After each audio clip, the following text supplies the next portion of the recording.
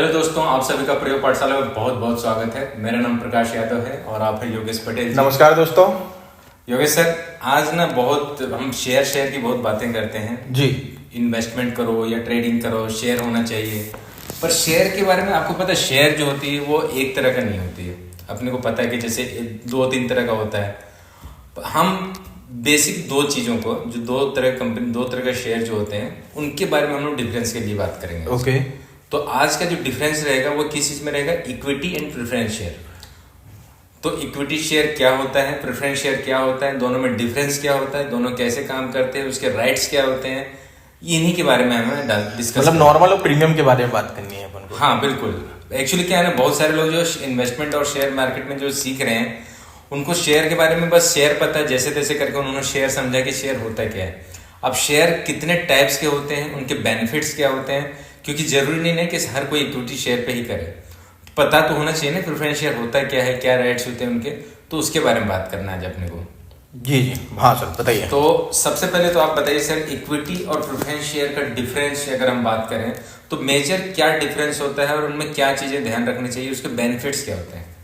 Sir देखिए, equity और preference share का जो मेन बेसिक डिफरेंट है वो बेसिक ये है कि प्रेफरेंस, जैसे नाम से क्लियर हो रहा है ना, प्रेफरेंस, प्रेफर करना। तो होता क्या है कि अब सपोज आप इक्विटी है, मैं प्रेफरेंस हूँ, ठीक है। तो कंपनी में जब जब या फिर प्रॉफिट होगा तो मुझे पूछा जाएगा, नुकसान पे जाएगी तो पहले मुझे पूछा जाएगा। ये सारी चीजों में रोजमर्रा के काम पे मुझे नहीं पूछा जाएगा, क्योंकि वो मेरा काम नहीं है। बिल्कुल। तो प्रेफरेंस शेयर का सर यही है, कंपनी को प्रॉफिट हो या लॉस हो, कंपनी प्रेफरेंस शेयर का डिविडेंड फिक्स है, उनको पैसा मिलना ही है। मतलब ऐसा हम लोग समझ सकते हैं कि जो इक्विटी शेयर वाला है वो किसी कंपनी का एक तरह से ओनर है, वो ओनर होता ही है, ओनर है वो। और प्रेफरेंस शेयर वाला वो पैसे बस लगाता है और वो फिक्स है कि मैं पैसे लगा रहा हूं पर मुझे रिटर्न फिक्स चाहिए। आपका कंपनी डूबे हटे जैसा भी हो, मतलब सर अभी शार्क टैंक जो सीजन चल रहा है उस पर आप देखेंगे बहुत सी बार लोग इन्वेस्टर्स जो हमारे बैठे हुए हैं, नमन है, पीयूष है ना, नमिता है, तो इन लोगों ने इन्वेस्ट किया ना, तो आप देखेंगे बहुत सारी डील ऐसी होती हैं कि मैं आपको 50 लाख रुपीज दे रही हूँ पर मैं 10% लूंगी। फिक्स 10% लूंगी। तो वो 10% जो है ना सर, वो प्रॉफिट हो या लॉस हो, मुझे आपका 10% चाहिए। तो ये प्रेफरेंस हो गया, ये प्रेफरेंस है कि आपको तो वो पैसा देनी है। मैं डेप्ट की बात नहीं कर रहा हूँ, मैं शेयर्स की बात कर रहा हूँ। ओके। डेप्ट अलग चीज हो गई, कि मैं आपको लोन इतने रेट पे दे रहा हूँ, वो डेप्ट की बात नहीं है। वो प्रेफरेंस शेयर किया है कि मैं आपको इतना पैसा दे रहा हूँ पर मैं आपकी कंपनी सपोज एक ऐसी स्थिति में है कि भाई इतना प्रमोट, मुझे लगता है आपका वैल्यूएशन बहुत ज्यादा है, बिल्कुल मैंने आपके ऊपर इन्वेस्ट किया, तो मैं प्रेफरेंशियल राइट रखूंगा। इनकेस अगर आप बर्बाद हो गई कंपनी, इनकेस कंपनी का दिवाला निकल गया, तो जब पेमेंट जाएगा तो मुझे पहला पेमेंट मिलेगा। बिल्कुल, मैं प्रेफरेंस होल्डर हूं। ये अंतर है सर। और डेप्ट अलग ही हो गया सर। डेप्ट तो मतलब कर्ज हो गया, वो अलग चीज ही हो गई। तो प्रेफरेंस और इक्विटी में सबसे पहला अगर हम समझने की कोशिश करें तो ये होता है कि प्रेफरेंस शेयर में आप चाहे प्रॉफिट हो कंपनी को, ना हो, कुछ भी हो, कंपनी अगर वाइंड अप होती, लिक्विडेशन आता, कुछ भी चीज आता है, तो सबसे पहले जो रिटर्न उनको बोला गया है जितने परसेंट का, वो रिटर्न उनको सबसे पहले दिया जाएगा। कंपैरेटिवली इक्विटी वाले को सबसे लास्ट में दिया जाएगा। क्यों? क्योंकि हमने पढ़ा भी है, जैसे कि हमने एक बार क्लास में लिया था, उसमें हमने बताया था इक्विटी का तो सर ऐसा है कि सबका दे देते हैं, जो बचेगा वो हमारा है, ऐसा चलता है। बचा तो हाँ, ये बेनिफिट है कि आपको घर से लाके नहीं देना। अगर आपका शेयर 10 रुपए का और आपने 10 रुपए फुली पेड है, नॉर्मली अभी तो सब शेयर ही फुली पेड होते हैं बाजार में, सब प्रीमियम पे चल रहे हैं, बिल्कुल। तो ऐसा कुछ वो वाले शेयर नहीं होते। अंडर वैल्यूड पेनी स्टॉक हो रहे हैं जिनकी वैल्यू 10 रुपए है, फेस वैल्यू मतलब रजिस्टर्ड 10 रुपए पे है, पर वो ट्रेड हो रहा है 5 रुपए, 2 रुपए, 3 रुपए में। अच्छा, इन कंपनियों में एक ड्रॉबैक है सर, अगर कोई शेयर सपोज 50 पैसे में ट्रेड हो रहा है, ठीक है, और अगर 50 पैसे में ट्रेड है, मैं उस कंपनी का शेयर होल्डर हूँ, ठीक। अगर उसने पूरा 10 रुपए जब शेयर इश्यू हुआ है, अगर उन्होंने कंपनी ने 10 रुपए नहीं डिमांड किया, क्योंकि अभी तो पूरा पैसा मंगा लेती है कंपनी, प्रीमियम पे ही इशू होते हैं। सपोज फेस वैल्यू 10 रुपए है और कंपनी ने इशू किया 7 रुपए में, जो ना के बराबर उम्मीद है, 7 रुपए में शेयर इशू कर दिए और उसकी लिस्टिंग हुई है 10 रुपए फेस वैल्यू है, ठीक है। तो 3 रुपए जो रिमेनिंग रह गया है वो कंपनी आपसे कभी भी मंगा सकती है। अच्छा, ये आप उसकी बात कर रहे हैं जब एप्लीकेशन मनी आता है 10 रुपए? हाँ, ये एप्लीकेशन मनी, ये तो ये एप्लीकेशन मनी उस केस में चलता है जब मैं आपकी जो फेस वैल्यू है उससे कम मैं शेयर इशू करता हूँ। पर अभी तो 10 रुपए का शेयर 400, 500, 1000 रुपए में इशू होता है। हाँ, तो पर इन केस लोग, अब क्योंकि लोगों को ये कॉन्सेप्ट मालूम ही नहीं है। अगर कोई कंपनी, मान लो कोई एकदम जीरो लेवल की कंपनी है, 10 रुपए फेस वैल्यू, उसने 2 रुपए में शेयर इशू कर दिए और मैंने कहा कि हाँ मैं रखा हुआ हूँ, कंपनी का निकल गया दिवाला, तो वो डेप्ट चुकाने के लिए आपसे 8 रुपए की डिमांड कर सकता है क्योंकि आप होल्डर हो ना उसके। एग्जैक्टली। तो यहाँ पे नुकसान हो सकता है। पर ये ऐसे केस अब मार्केट में नहीं है, नहीं आते हैं, पर हाँ हो सकता है ये क्योंकि हमें जब मिलना होता है तो हम तुरंत बोल देते हैं कि हम इस कंपनी का ऑनर हैं। हाँ, पर जब देना होगा तो उस टाइम ऑनर तो ऑनर ही रहेगा। मतलब ये तो रिस्क है एक तरह से उनके लिए। हाँ, पर अब ऐसा कोई शेयर अभी नहीं आता है कि अब 10 रुपए का कि 2 रुपए में लॉन्च हो रहा है। वो तो अब नॉर्मल शेयर प्राइस भी, जो शेयर भी अगर 50 रुपए या 30 रुपए में आता है उसकी फेस वैल्यू 1 रुपए होती है। हाँ बिल्कुल। तो वैसे भी ऐसा होता नहीं है। पर हाँ, आप फिक्स प्रेफरेंस शेयर के केस में आप कह सकते हैं फिक्स डिविडेंड उनको मिलता है। कंपनी बाइंड अप के बाद अगर बाइंड अप होती है तो उनको पहला पैसा लेने का अधिकार है। अच्छा, एक बात बताइए, आप बोल रहे हैं कि प्रेफरेंस शेयर ज्यादा प्रेफरेंस होता है, उसको फिक्स मिलता है, उसको सारी चीज, फिर प्रेफरेंस शेयर क्यों लेते हैं? इक्विटी शेयर क्यों लेते हैं फिर? मतलब प्रेफरेंस शेयर क्यों नहीं लेते हैं? ज्यादातर आप प्रेफरेंस शेयर लेना चाहिए, फिर उस हिसाब से इक्विटी शेयर क्यों लेते हैं? सर देखिए, 2 तरीके हैं। प्रेफरेंस शेयर में जो फिक्स वाला पैसा है, पहले तो वोटिंग राइट्स नहीं है प्रेफरेंस शेयर के पास। और ये वोटिंग राइट्स क्या होता है? कंपनी का डिसीजंस। कंपनी का डिसीजन? हाँ, एजीएम में आपको बोलने का अधिकार नहीं है। मतलब कंपनी को नया रूल्स रेगुलेशंस, कुछ भी चीजें, नई चीजें बनाती है, उसके बारे में जब हम वोटिंग होती है, जब वहां पर कंपनी वोटिंग होती है कि डिसीजन लेते हैं, सारे शेयर होल्डर्स होते हैं। हाँ, किसी पर्टिकुलर केसेस में कंपनी का, अगर कंपनी का बोर्ड ऑफ मेमोरेंडम कहता है ये कि प्रेफरेंशियल शेयर होल्डर को वोटिंग का राइट्स है, नहीं एक्सेप्शनल, वो एक्सेप्शनल केसेस है, पर आमतौर पे ये नहीं होता है। देखिए होता क्या है, मैं आप लोगों को थोड़ा सा डिटेल में बता दूं, आप लोग कंफ्यूज ना हो। कंपनी एक्ट में, एज पर कंपनी एक्ट ना, जब एजीएम होती है, एजीएम या तो फिर जब भी कोई मीटिंग होती है किसी भी चीज को नया पॉलिसी लाने के लिए या नया कंपनी कोई नया चीजें बनाना है या कुछ भी चीजें उसको हटाना है, तो उसमें मीटिंग होती है। उसमें बहुत सारे डायरेक्टर्स होते हैं, जितने भी डायरेक्टर हैं, शेयर होल्डर्स हैं, प्रेफरेंस शेयर होल्डर्स भी आते हैं। ये सब लोग जब आते हैं तो यहाँ पे कुछ चीजों पे डिस्कस होने के बाद, एजेंडा जो होती है उस पर डिस्कस होने के बाद एक वोटिंग किया जाता है, जिसके थ्रू हम लोग डिसीजन लेते हैं कि हाँ जिससे ज्यादा वोटिंग होगा वो काम करेगी कंपनी। बट उसमें डिफरेंस ये रहता है कि अगर आप प्रेफरेंस शेयर होल्डर्स हैं और एक है जो इक्विटी शेयर होल्डर्स हैं, तो हमेशा वोटिंग केवल इक्विटी शेयर होल्डर्स वाले से ही लिया जाएगा। प्रेफरेंस शेयर होल्डर वाले वहां पे वोटिंग नहीं दे सकते। तो ये एक नुकसान है प्रेफरेंस शेयर होल्डर्स वाले को, एक नुकसान है कि आपको जो भी कंपनी काम कर रही है, आप बस उसको, आपको रिटर्न मिलेगा पर आप उसे वोटिंग नहीं दे सकते हैं।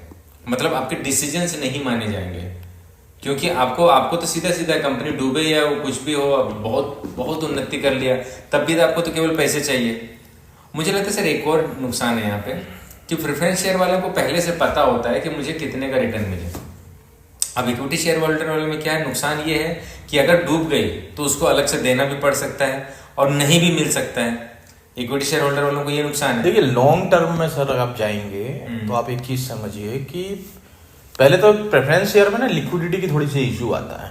बिल्कुल, क्योंकि जो वॉल्यूम है ना वो कम रहता है। प्रेफरेंस शेयर ऐसे कंपनी अगर 100 करोड़ का इशू ला रही है तो 50-50 का रेशो नहीं होता। प्रेफरेंस शेयर वो 5% 10% ही रहते हैं। बिल्कुल, बाकी सब इक्विटी ही रहता है। हाँ। क्योंकि मैं बिजनेस कर रहा हूं तो मैं तो ये चाहता हूं ना कि आप मेरे बराबरी से हिस्सेदार बनो। हाँ। कंपनी की तो मजबूरी है कि मैं आपको प्रेफरेंस दे रहा हूं तो क्योंकि क्यों प्रेफरेंस दूंगा मैं आपको। बिल्कुल, तो इक्विटी में बेनिफिट जाता है अगर लॉन्ग टर्म में मैं देखता हूं। हाँ बिल्कुल, अगर कोई शेयर है, मान लो 2 रुपए का शेयर था सर, 10 साल में वो शेयर 200 रुपए का हो गया, ठीक है। तो अब मैंने डिविडेंड भी अर्न किया, कंपनी कमा रही है तो डिविडेंड मिल रहा है। डिविडेंड मिल रहा है। अब प्रेफरेंस शेयर में जो मतलब रिटर्न रहता है, बहुत सारे लोगों को डिविडेंड नहीं पता होता है। डिविडेंड हाँ अपन बताएंगे भाई, मैं शॉर्ट में आपको बताता हूँ। कंपनी के आप नाम बस सुन, प्रॉफिट का हिस्सा कह सकते हैं, कैसे प्रॉफिट का हिस्सा होता है, ठीक है। डिविडेंड मिलता है उनको इक्विटी शेयर होल्डर्स को। तो उसमें ये हो जाता है कि अब इक्विटी शेयर होल्डर को बेनिफिट ये है कि कंपनी 4 बार डिविडेंड इशू कर रही है। हाँ, कई बार डिविडेंड बोनस शेयर इशू कर दे रही है। बिल्कुल, 1 के 2 हो गए हैं, स्प्लिट कर दे रही है। प्रेफरेंस शेयर वहीं खड़ा हुआ है, उसको तो फिक्स है। हाँ, उसको जितना मिलना है फिक्स है, आज भी इतने मिलेगा, कल भी इतने मिलेगा, उसको पता है उतना ही मिलना है। हाँ, इससे ज्यादा नहीं हो सकता। अच्छा, एक चीज है ना कि कंपनी में अगर कोई कंपनी में अगर आप इन्वेस्टमेंट कर रहे हो और आपको पता है कि उसका गोल ये है, तो आप यही चाहोगे ना कि यार वो ज्यादा बढ़ेगा, वो चीजें आप यही प्रेडिक्शन करोगे ज्यादा बढ़ेगा, तो वहां पे इक्विटी शेयर होल्डर ही बनना ज्यादा मेरे लिए मुझे लगता है ज्यादा बेनिफिट है। बिल्कुल, इक्विटी शेयर वॉल्यूम ज्यादा है सर, लिक्विडिटी है, आप कभी बेच सकते हैं। देखो प्रेफरेंस शेयर ऐसा नहीं कि ट्रेड नहीं हो रहा है, प्रेफरेंस शेयर भी वही ट्रेड होता है जहाँ इक्विटी ट्रेड होता है।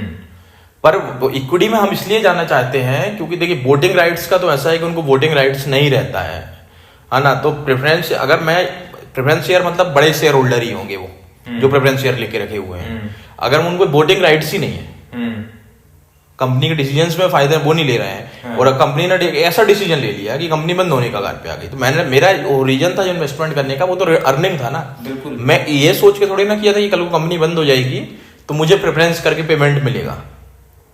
अब कंपनी के पास जो पैसा होगा वही मिलेगा, हो सकता ना हो पैसा, हो सकता है, बिल्कुल हो सकता है। मतलब आपका 100 रुपए आउटस्टैंडिंग, कंपनी का 2 रुपए ही है, दे देंगे प्रेफरेंस शेयर, ले लीजिए 2 रुपए, पर कंपनी का 2 ही रुपए है। तो प्रेफरेंस शेयर का थोड़ा मतलब बेनिफिट हम कह सकते हैं, पर उनके मतलब बीइंग एन इन्वेस्टर आपको इक्विटी ही बेस्ट है, मेरा ओपिनियन है। बाकी बिल्कुल। और सर प्रेफरेंस शेयर भी ना एक्चुअली क्या है ना, प्रेफरेंस शेयर जो हम वर्ड बोल रहे हैं ना, प्रेफरेंस शेयर की सबसे पहला प्रेफरेंस शेयर भी बहुत तरह का होता है। बिल्कुल, अब अगर उसको डिस्क्राइब करने जाएंगे तो बहुत टाइम लगेगा, पर अगर केवल नाम केवल आपको बता दूं तो बहुत सारे प्रेफरेंस शेयर होते हैं जिसके बारे में आपके उसके रूल्स रेगुलेशन थोड़े चेंज हो जाते हैं। जैसे कि कन्वर्टेबल प्रेफरेंस शेयर होता है, वो नाम से समझ में आ रहा है कि बाद में कन्वर्ट किया जा सकता है इक्विटी में, कन्वर्टेबल प्रेफरेंस शेयर होता है। ऑर्डिनरी शेयर्स होता है, पार्टिसिपेटिंग प्रेफरेंस शेयर होता है, ऑथराइज शेयर कैपिटल होता है, ग्रोथ शेयर्स होता है, राइट शेयर होता है, बोनस शेयर होता है, इश्यूड शेयर कैपिटल होता है, प्रेफरेंस शेयर्स होता है, डिविडेंड शेयर्स होता है, ऐसे बहुत सारे शेयर्स होते हैं प्रेफरेंस शेयर में। प्रेफरेंस शेयर को भी अगर आप देखेंगे तो बहुत सारे होते हैं। तो बेसिकली हमारा कहने का मतलब ये था, आज हमारा डिस्कस करने का मतलब ये था कि हमारा जो प्रयोग पाठशाला है वो जो हम बताने फाइनेंशियल की रिगार्डिंग, हम लोग फाइनेंस से जो भी चीजें आते हैं हम बताने का, बस एक बेसिक चीजें आपको कंपनी लॉ अगर पढ़ाऊंगा, कंपनी लॉ एक्ट है वो बहुत मोटी किताब है और वो इतनी जल्दी हो नहीं पाएगी कि 20 मिनट की वीडियो में आपको कंप्लीट हो जाए। वो जो कि 1-1 साल 2-2 साल का कोर्स है जो कंप्लीट करते हैं, तो हम आपको वो कोर्स नहीं पढ़ा रहे हैं, बस आपको बता रहे हैं कि अगर आप फाइनेंशियल, अगर आपको कोई भी चीजें मैनेज करने, अपने पोर्टफोलियो देखना है तो आपको इनके बारे में पता होना चाहिए। थ्योरी सर बहुत जरूरी है, मतलब सपोज मैं ट्रेडिंग कर रहा हूँ या इन्वेस्टमेंट कर रहा हूँ या कुछ कर रहा हूँ, हाँ। तो अपन को अपना होता क्या है कि हमारे इन्वेस्टर्स या जो लोग, मैं कोई शेयर खरीदने जा रहा हूँ, बिल्कुल, तो मैंने सबने कहा HDFC खरीद लो, बाजार में चल रहा है HDFC खरीद लो, रोज बैंक जा रहा हूँ, मेरा खाता है HDFC में सब कुछ, तो मैंने HDFC खरीद लिया। HDFC का A नहीं मालूम, B नहीं मालूम, कुछ नहीं मालूम, ये भी नहीं मालूम कि HDFC की नेटवर्थ क्या है, भी नहीं मालूम HDFC कब खुला था। यार जहां मैं पैसे, एक छोटी सी दुकान भी खोल रहे हैं हम, तो पहले ये सोचते नहीं धंधा चलेगा, मोहल्ला देखते हैं कि यार यहाँ किराना चल जाएगी कि नहीं चल जाएगी, यहाँ पे मिठाई की दुकान सारी चीजें देख रहे हैं। तो फिर ये भी तो एक बिजनेस ही है ना। मतलब यहाँ पर अगर हमको ये नहीं मालूम कि कंपनी के ऊपर लोन कितना है, कंपनी के ऊपर डेप्ट कितनी, कंपनी के एडवांसेस कितने हैं, कंपनी ने day by day, year on year growth किया है नहीं किया है, प्रमोटर्स होल्डिंग कितनी है, ये सारी चीजें हैं, तो इनका इवेल्युएशन करने के बाद ही तो मैं ट्रेड करूंगा ना। तो ये सब थ्योरी में आता है। बिल्कुल है, ये फंडामेंटल है, फंडामेंटल है, ये थ्योरी में आता है, फंडामेंटल स्टडी है जो आपको करना चाहिए। अच्छा, आप लोगों को जब ये क्लास अभी थोड़ा सा और ज्यादा आएगा, इंट्रैक्शन ज्यादा आ जाएंगे, तो मैं आपको वो भी हम लोग बताएंगे कि आपको इस कंपनी का जो अभी हमने बोला ना कि इसके जितने डेप्ट कितना है, कितना प्रेफरेंस चार्ट कैसा है इसका, वो स्टडी करना, प्लस कहाँ से करेंगे वो सारी चीजें आपको बताऊंगा, जिसके माध्यम से आप बहुत आसानी से समझ पाएंगे। किसी भी कंपनी का आपको अगर नहीं जब समझ में आ रही है, उसका नाम डालिए, उसका डिटेल आ जाएगा, वो सारी चीजें आपको बताऊंगा। अच्छा, बहुत सारे लोगों को यही नहीं पता होता, जैसे कि प्रोस्पेक्टस क्या होता है, प्रोस्पेक्टस, रेड हेरिंग प्रोस्पेक्टस क्या होती है, इसको पढ़ना कैसे होता है, क्योंकि वो पेजेस ही होते हैं 400-500 800 पेज का, 1500 पेज का। वो 1500 पेज अगर कोई पढ़ने जाएगा तो उसका हालत खराब हो जाएंगे। वो मेन टॉपिक क्या होता है, ये सारी चीजें डे बाय डे आपको सारी सर अभी रेड हेरिंग प्रोस्पेक्टस से मैं आपको बता रहा हूँ, अभी एमक्योर फार्मा का IPO आ रहा है। ओके, ठीक है, वो क्या बोला जाए उनको, शार्क टैंक वाली, हाँ, एमक्योर फार्मा का IPO आ रहा है। हाँ। मतलब हम वीडियो प्रीवियस नहीं है, मैं इसलिए आपको बताया क्योंकि हम लाइव अभी बना रहे हैं और आजकल में उनका IPO लॉन्च होने वाला। उस पर आप उनकी डिटेल देखिए, आपको जो भी ब्रोकर है आपके यहाँ पर, वहां पे आपको बहुत सारी चीजें मिलेंगी। जो अभी सर ने बोला प्रोस्पेक्टर क्या होता है, उनकी ग्रोथ क्या रही है, सारी रेड हेरिंग प्रोस्पेक्टस आप डाउनलोड भी कर सकते हैं। आप डाउनलोड करना 500,000 पेज इस तरह से पेज रहते हैं। आप ना सोचोगे कि मैं यार एक बार पढ़ लेता हूँ क्योंकि सर ने बोला एक बार पढ़ना चाहिए। जब आप पढ़ने जाओगे ना, आपका दिमाग हिल जाएगा कि यार 4 पेज 5 पेज के बाद आपको समझ में नहीं आएगा कि मैं क्या इसमें इंपॉर्टेंट है, क्या पढ़ना चाहिए क्या नहीं पढ़ना। पर उसके भी जो पढ़ते हैं, जो जानते हैं, उनको पता होता है कौन से पेज में क्या है, क्या मेन चीज देखना है, क्या नहीं देखना है। जैसे अभी आपको ना प्रेफरेंस शेयर, इक्विटी शेयर के बारे में हम लोग बता रहे हैं। आपको ये नहीं घुमाने की कोशिश कर रहा हूँ कि प्रेफरेंस शेयर बहुत तरह का है, पर वो सारी चीजें नहीं बताना चाह रहा हूँ। क्यों? क्योंकि अगर मैं सारे बताऊंगा आपको एग्जाम तो देना नहीं है। कोई ऐसी चीज तो है नहीं कि आपका एग्जाम है सीए का एग्जाम। सर अपन आगे चल के अपन ये काम एक चीज करेंगे कि जैसे ही ये आईपीओ आने स्टार्ट होते हैं, बिल्कुल कंपनी ने अनाउंस किया कि आईपीओ आ रहा हमारा, ठीक है, और सेबी से जैसे ही परमिशन मिलती है, अपन एक डिटेल डिस्क्रिप्टिव उस कंपनी के ऊपर डिटेल आईपीओ का बिल्कुल कि सपोज इस कंपनी का जोमेटो का आ रहा है, पेटीएम का आ रहा, तो होता क्या है कि लोगों ने सुना है या फिर न्यूज देख लेते हैं कि यार यहाँ जा रहा है, हाँ अच्छा चलाएगा, उन वहां से न्यूज वालों ने बता दिया कि नहीं आपको इन्वेस्ट करना चाहिए, नहीं करना चाहिए। पर हमारे उसके की पॉइंट्स पे उसका बिजनेस क्या रहा, उसके प्रमोटर्स कौन रहे हैं, 3 साल में उसका ग्रोथ रही है नहीं रही है, क्या प्रॉफिट रहा है। बिल्कुल हम कोई सजेशन नहीं दे रहे, पर हम उसको इवेल्युएट तो कर सकते हैं। नहीं बिल्कुल कर सकते हैं ना। तो अपन ये कम चीज अगर जैसे आईपीओ आता है तो अपन ये चीज बहुत जल्द हम ये चालू करेंगे। अगर आप लोग ये चीजें कमेंट करते हैं कि आपको इस तरह से बताना, तो हम लोग हर आईपीओ पे पहले उसके पूरे डिस्क्रिप्टिव सारी चीजें जिसमें जो की पॉइंट्स रहेंगे, उसके सारे कंपनी ग्रोथ से लेकर कंपनी के डेब्ट क्या है, कंपनी कहाँ क्या, उसका गोल क्या है, वो सारी चीजें जो एक फंडामेंटल स्टडी जो होती है वो हम सारी चीजें करके आपको एक समराइज करके एक पॉजिटिव नेगेटिव पॉइंट तो हम निकालेंगे, पॉजिटिव नेगेटिव पॉइंट डिटेल में आपको निकालने की कोशिश करेंगे और आपको बताएंगे। तो नेक्स्ट हमारा वो भी रहेगा। तो कहने का मतलब ये था, हमारा जो इक्विटी और प्रेफरेंस शेयर बताने का केवल यही एक रीजन है कि आप जब फाइनेंशियली अपने सारी चीजों को जानने की कोशिश करते हैं तो पूरे स्टडी ना करते, पूरे बुक्स ना पढ़ते हुए कम से कम ये बात आपको पता होना चाहिए कि इसमें क्या क्या चीजें होती है। क्योंकि अभी जो आप इन्वेस्टमेंट कर रहे हैं ना शेयर बाजार में, म्यूचुअल फंड्स में, इसमें वो ज्यादातर इक्विटी में होती है, इक्विटी में ही होती है ना। तो बट उसके अलावा भी प्रेफरेंस में होती है, क्योंकि बहुत सारे होते हैं, बहुत सारे लोग होंगे आप लोगों में से जो आप डायरेक्ट किसी कंपनी में इन्वेस्ट कर सकते हैं, पैसे दे सकते हैं। कोई बोलेगा भी कि आप प्रेफरेंस शेयर आपको मैं दूंगा, इक्विटी शेयर नहीं दूंगा। अब वो क्या बोलेगा आपको पता ही नहीं चाहिए। वो सर थ्योरी मतलब बहुत जरूरी है। देखिए कोई एग्जाम नहीं हो रहा है, मतलब कुछ याद नहीं करना है हमको, पर हाँ मुझे ये चीज मालूम होनी चाहिए, बिल्कुल मालूम होना चाहिए। कंपनी की बैलेंस शीट रीड कैसे करना है ये भी हम आपको मतलब बहुत जल्द हम आपको चीजें बताएंगे, बैलेंस शीट कैसे रीड करना है, रेशो कैसे देखना है। हाँ तो ये क्योंकि पैसा हमारा है तो यार हमको तो पता होना चाहिए ना कि हमारा पैसा जा कहाँ रहा है। क्योंकि क्या होता है, क्या है ना सर, सबसे बड़ी इशू पता है क्या आता है कि हमारी जो पढ़ाई होती है ना, स्टडी जो होती है, वो हमने जैसे साइंस लेके पढ़ रहे हैं तो कॉमर्स की चीजें देखते हैं, हमें दिमाग में ये आता है कि यार ये तो मेरे फील्ड का नहीं है। ऐसा नहीं कि आपको समझ में नहीं आएगा, बिल्कुल समझ में आ सकता है। उसके लिए 3 साल का ग्रेजुएशन करने की जरूरत नहीं है। उसी तरीके से अगर हम कॉमर्स वाले हैं तो साइंस वाली चीज हम देखते नहीं है कि यार वो मुझे समझ में नहीं आएगा, बिल्कुल आएगा, सारी चीजें समझ में आए, बस हमें उतना टाइम नहीं देना है। अब हमें बेसिक चीजें जो मेन पॉइंट है ना उसको जानना है। तो मेरा हम लोगों को डिस्कस करने का एक ही चीज है, तो हम लोग अगर आप डिस्कस करें तो समझने की कोशिश करें पॉइंट वाइज, तो इसमें तो सबसे मेजर पॉइंट जो होती है वो ये होता है कि प्रेफरेंस शेयर होल्डर्स को पहले से क्लियर होता है कि अगर आपको प्रेफरेंस शेयर मिल रहा है तो आपको कितना % का रिटर्न मिलने वाला है, ये भी आपको पता होता है।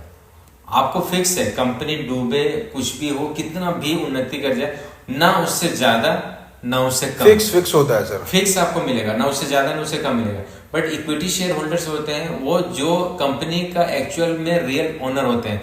तो आपको जैसे कोई आप ओनर हो तो कंपनी अगर बहुत ग्रोथ कर दी, सेल्स अच्छा कर दिया, सब कुछ कर दिया, तो आपका परसेंटेज ऑटोमेटिकली बढ़ जाएगा। और अगर उसी तरीके से उसका ड्रॉबैक भी है कि अगर वो नुकसान चले गए तो नुकसान भी आपकी जेब से। कई बार होता है कि डिविडेंड ही नहीं अनाउंस होता है, 2-3 साल कंपनी नहीं दे रही है। अच्छा, डिविडेंड में एक फंडा है सर, क्या होता है कि एक शेयर था सपोज 10 रुपए का फेस वैल्यू, ठीक है, और अभी ट्रेड हो रहा 1300 रुपए में, कंपनी बहुत पुरानी है, तो कंपनी ने ये कहा कि मैंने 5 रुपए पर शेयर, मतलब मैंने 50% का डिविडेंड डिक्लेयर किया।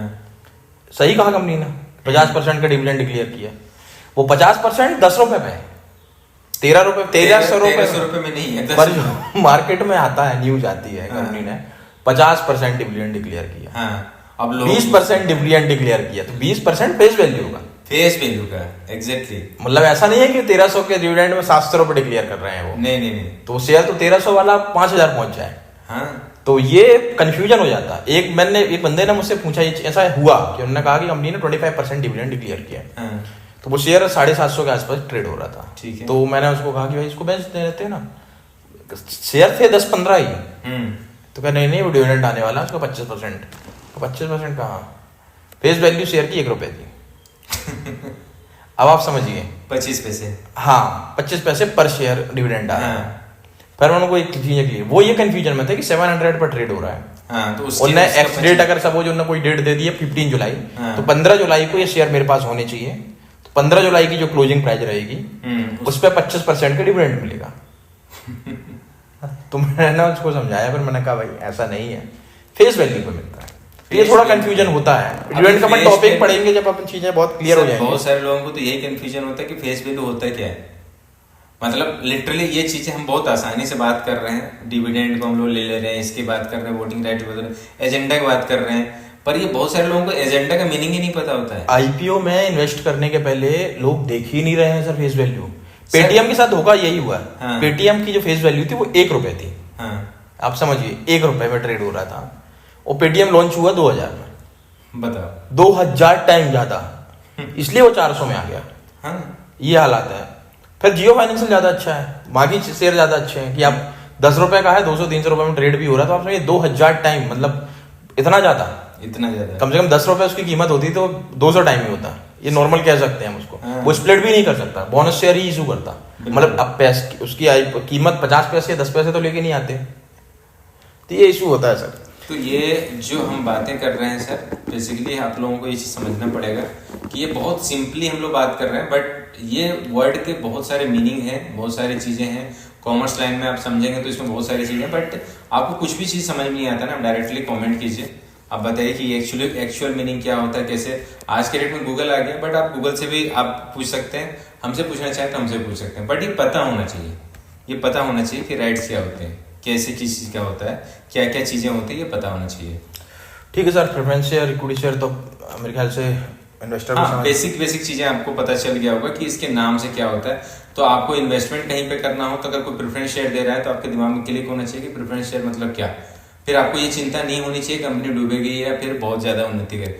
डूबेगी तो भी आपका नुकसान है, और बहुत ज्यादा तरक्की करेगा तब भी आपको कुछ। पर प्रेफरेंस शेयर में ये जरूर देखना है कि कौन सा प्रेफरेंस शेयर है। हाँ, ये तो देखना पड़ेगा। हाँ, मतलब कन्वर्टेबल है, नॉन कन्वर्टेबल है, देखना पड़ेगा, डिविडेंड वाला है, नॉन डिविडेंड वाला, बेसिक बता। हाँ, मतलब ये बेसिक तो हाँ, ये तो कंफर्म है। इसके अलावा प्रेफरेंस शेयर भी बहुत तरह का होता है, तो कौन सा प्रेफरेंस शेयर दे रहा है वो चीजें परसेंट पहले से आपको पता रहेगा उसमें कि कितना परसेंट में आपको मिलना है, तो वो चीजें आप देख लें। पर अगर आप इन्वेस्टर हैं, आप पोर्टफोलियो में अगर ऐड करना चाहते हैं तो इक्विटी शेयर है, इक्विटी शेयर में राइट्स हैं, ये चीजें आपको बेनिफिट आपको समझ में आ रहा है कि अगर कंपनी बहुत ग्रोथ की तो आपको भी मिलेगा वो सारी चीजें। और ठीक है, मेरे ख्याल से ये चीजें समझ में आ गई है। ठीक करते हैं सर। ठीक है, okay, thank you so much, thank you very much, बने रहे हमारे साथ।